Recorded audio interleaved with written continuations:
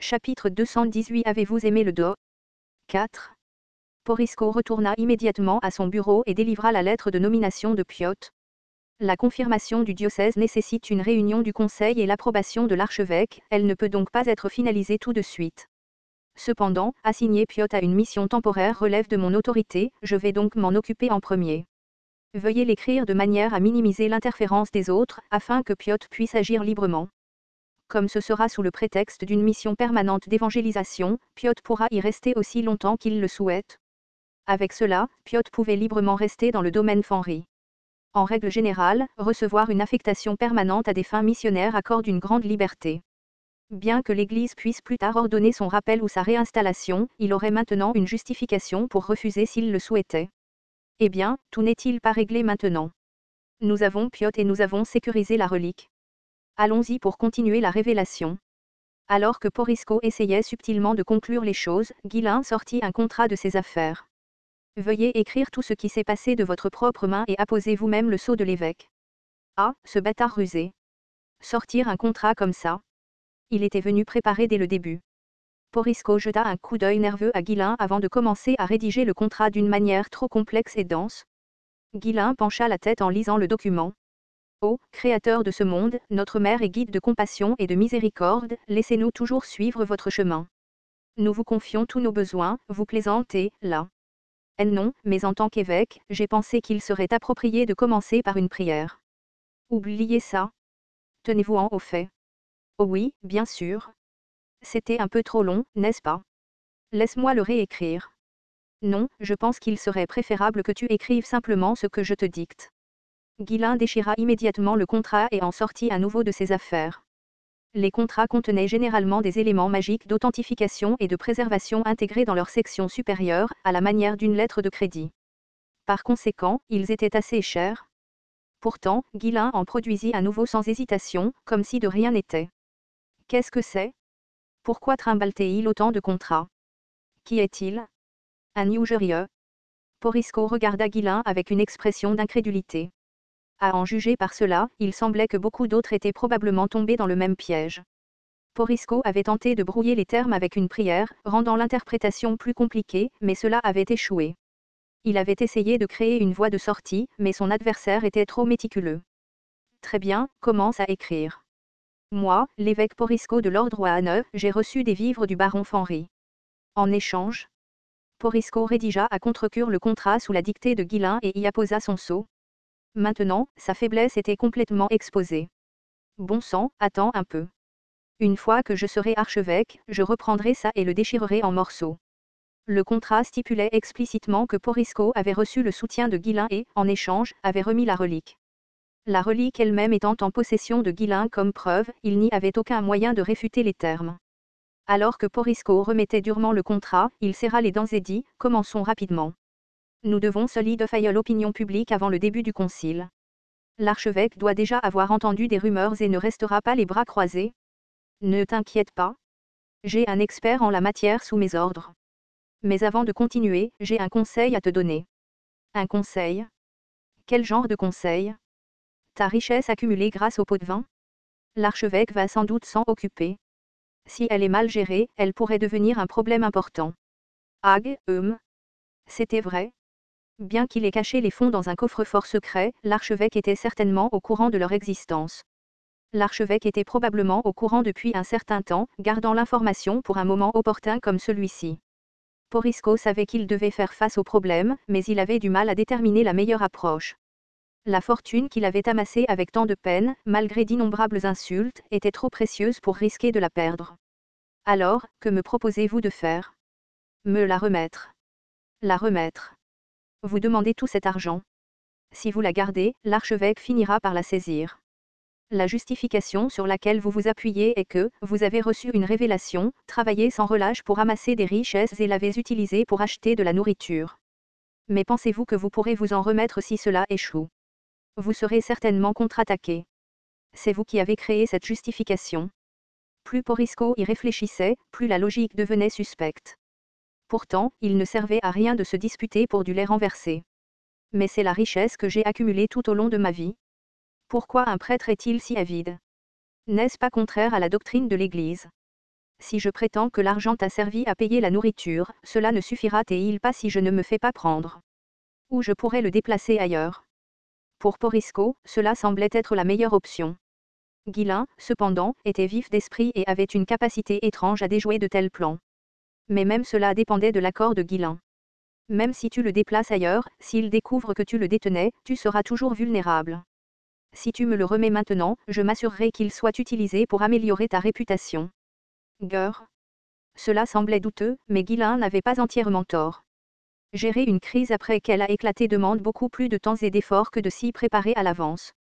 Une résolution claire était en effet la ligne de conduite la plus sûre. Pour l'instant, préserver sa vie et sa position était prioritaire. Finalement, Porisco lui tendit la clé de son coffre secret, serrant sa poitrine comme si son cœur était déchiré. Est-ce que je pourrais avoir fait un pacte avec le diable? Un pressentiment s'insinua dans son esprit, mais Porisco secoua vigoureusement la tête, chassant cette pensée.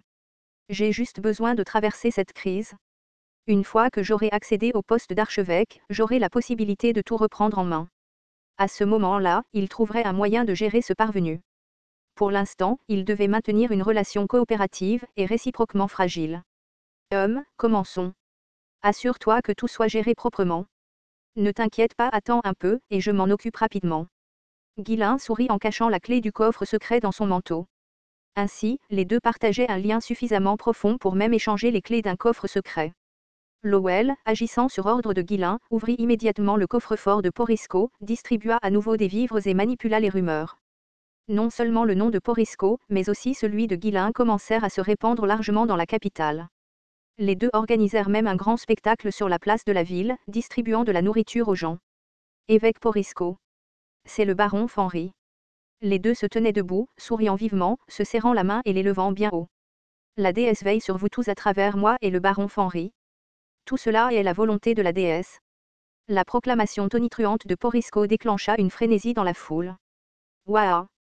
Ils ont reçu une révélation de la déesse. Saint Porisco. Saint baron Fenry. Même la famille royale, le marquis de Brentford et le comte d'Aylesbury avaient libéré des vivres pour calmer l'opinion publique. Cependant, en conflit avec les familles Ducales, ils ne purent distribuer suffisamment de nourriture pour satisfaire la population. Après tout, la capitale, bien que plaque tournante de la logistique, ne pouvait pas produire de la nourriture à partir de rien. Au milieu de cette pénurie, la distribution quasi maniaque de nourriture de Guillain créa un tollé. L'audacieuse affirmation selon laquelle tout cela était guidé par la « révélation » de la déesse ne fit qu'attiser davantage la frénésie. Étonnamment, cela fonctionna exceptionnellement bien. L'évêque Porisco a reçu une révélation et l'a dit au baron Fenry. C'est pourquoi le baron Fenry avait stocké de la nourriture comme ça. Comment sais-tu que c'est vrai? Parce que le baron Fenry a également reçu la révélation. Il est évident que nous gagnerons la guerre. Pourquoi? Parce que la déesse les protège. Les espions de Lowell ont propagé stratégiquement ces affirmations, incitant et guidant l'opinion publique. Tout s'est mis en place. Il y avait maintenant une justification claire et convaincante pour laquelle le baron Fenry avait accumulé de la nourriture. Maintenant, la vérité n'avait plus d'importance. Dans les moments difficiles, les gens avaient besoin de quelque chose sur quoi s'appuyer. Un prêtre répandant la volonté des dieux et un noble béni par la faveur divine distribuaient de la nourriture et résolvaient les problèmes. Qu'est-ce qui pourrait être plus digne de confiance que cela? La popularité de ces deux personnages a grimpé de manière incontrôlable. Bien sûr, les pensées du duo souriant derrière le spectacle mis en scène n'auraient pas pu être plus différentes. Ce jeune noble gosse. Comment puis-je me débarrasser de lui plus tard? Pourtant, c'est formidable qu'il soit si populaire. Grâce à lui, tout se passe bien. Quoi? Non, arrête d'y penser. Ça marche mieux que prévu. Maintenant, que dois-je manger pour le dîner? Qu'est-ce qui te semble bon? Alors que l'esprit de Porisco était un fouillis chaotique, Guillain n'avait pas de telles préoccupations. Quand une guerre civile ou une catastrophe survient, même un contrat soigneusement rédigé perd son sens. Qu'il s'agisse de l'église ou de la tour magique, le pouvoir gravite toujours vers le plus fort.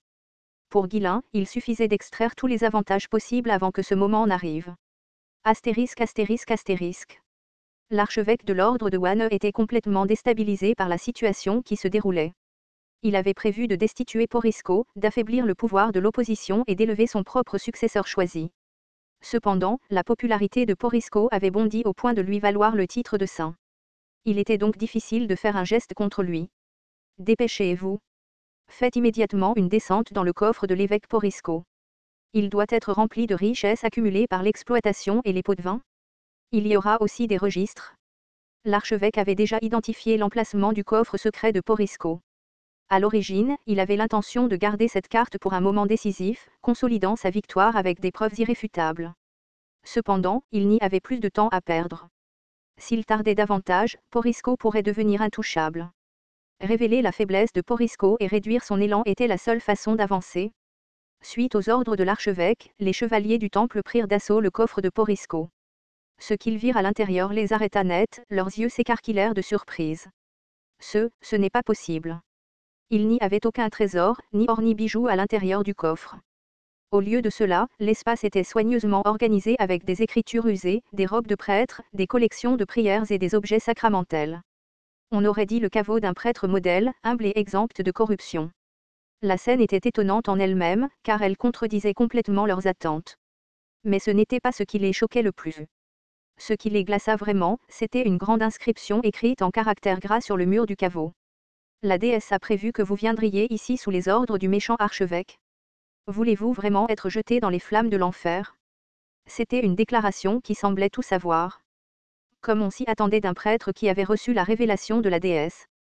Derrière les chevaliers du temple tremblant, bouleversés par ce spectacle miraculeux, Porisco apparut avec Guilain. Est-ce que tu comprends maintenant la vérité? Aux paroles autoritaires de Porisco, les chevaliers du temple abandonnèrent leurs armes et s'agenouillèrent. Ah, évêque Porisco! Veuillez nous pardonner nos péchés blasphématoires. Nous avons été trompés et avons suivi l'archevêque jusqu'à présent. Les chevaliers du temple commencèrent à pleurer en confessant leurs péchés. En les regardant, Porisco hocha la tête avec un doux sourire. Je te pardonnerai tes péchés. À ces mots, les chevaliers du temple pleurèrent encore plus fort. Cet homme était réel. Ils n'avaient pas su reconnaître un vrai saint et l'avaient traité de porc avide pendant tout ce temps. Devant le nom de Dieu, leur loyauté envers l'archevêque n'avait aucun sens. Pour les chevaliers du temple, la foi avait toujours pris le pas sur les convictions personnelles. En voyant un tel miracle sous leurs yeux, la peur de tomber dans les flammes de l'enfer joua un rôle dans leur changement d'avis. En les regardant, Porisco poussa un soupir de soulagement. Ouf, si je n'avais pas nettoyé ça rapidement, j'aurais été foutu. Heureusement que j'ai écouté ce gamin. Ah, celui-là est malin. Ayant décidé de tout laisser à Guilain de toute façon, Porisco avait élaboré un plan astucieux. Si l'archevêque lançait une attaque le plus tôt possible, il pensait qu'il serait préférable d'en tirer avantage. En observant Porisco, Guilain eut un sourire narquois. Regarde ça. Il n'a pas survécu aussi longtemps pour rien. Même avec une telle cupidité, il n'est pas devenu évêque sans raison. Au lieu d'abandonner après avoir perdu sa richesse au profit de Guilain, Porisco l'avait tourné à son avantage pour s'assurer un avantage quelconque. Il n'était certainement pas un homme ordinaire. Un individu aussi flagrant était plus facile à gérer. Avec un équilibre de carottes et de bâtons, Guilain pensait pouvoir en tirer beaucoup à l'avenir. L'effet fut immédiat. À commencer par les chevaliers du temple, les rumeurs commencèrent à se répandre comme une traînée de poudre. Au fur et à mesure que les rumeurs se répandaient, l'autorité de Porisco grandissait et personne dans l'église n'osait le traiter à la légère. À son tour, Porisco devint encore plus arrogant. En fin de compte, cet incident renversa complètement les positions de l'archevêque et de Porisco. Lors d'une réunion du conseil, Porisco se gratta le ventre et parla avec une expression insolente. L'archevêque a commis une grave erreur. Douter d'un homme aussi droit que moi et même envoyer des chevaliers, comment avez-vous pu? Tisc, tisc, tisc. Sans la révélation de la déesse, j'aurais beaucoup souffert. L'archevêque n'avait pas de mots. Il savait pertinemment que la soi-disant révélation était une absurdité. Il connaissait Porisco depuis des années. C'était juste un mauvais timing. Il était tombé dans le piège de ce salaud parce qu'il avait agi trop tard. Tout le monde ici, les cieux, la terre et tous les autres évêques le savaient. Mais la politique était ainsi faite. Si une attaque échouait, elle ne devenait qu'une munition pour l'ennemi. Pour tenter de sauver la situation, l'archevêque présenta ses excuses. Je suis désolé. Il semblerait que j'ai fait une erreur. J'ai agi sur la base de fausses informations et... Oh, allez. Ce n'est pas une excuse. Vous essayez de me piéger? Eh non, ce n'est pas ça. J'ai vraiment agi sur la base de mauvaises informations. C'est une excuse de lâche? Sous la pression incessante de Porisco, l'archevêque ne pouvait que transpirer nerveusement. Encouragé par son élan, Porisco a même insisté pour être officiellement reconnu comme saint. Ce genre de démarche était plus facile à faire quand la tendance était favorable. Vous avez dû entendre les rumeurs. Ne pensez-vous pas que je mérite d'être appelé saint maintenant? Votons, d'accord. Avec une attitude totalement éhontée, Porisco a écarté les bras en parlant. Mais les choses se passaient rarement aussi bien qu'on l'espérait. Bien que Porisco ait bien calculé son geste, il ne savait pas quand s'arrêter. L'archevêque et les évêques qui le soutenaient s'opposèrent farouchement à cette idée, et le concile sombra bientôt dans le chaos.